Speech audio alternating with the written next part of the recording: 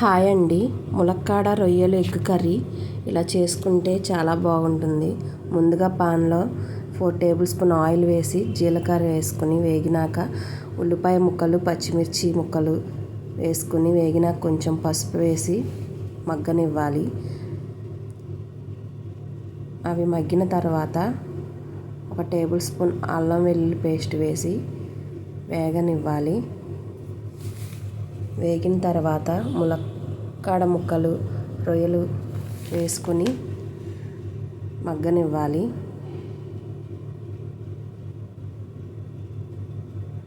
అవి మగ్గిన తర్వాత సరిపడినంత ఉప్పు తగినంత కారం వేసుకుని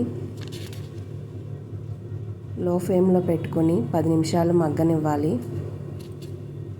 అవి మగ్గిన తర్వాత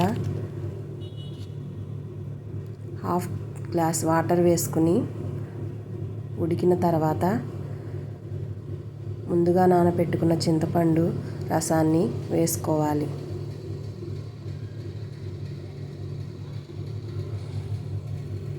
అవి ఉడికిన తర్వాత కొత్తిమీర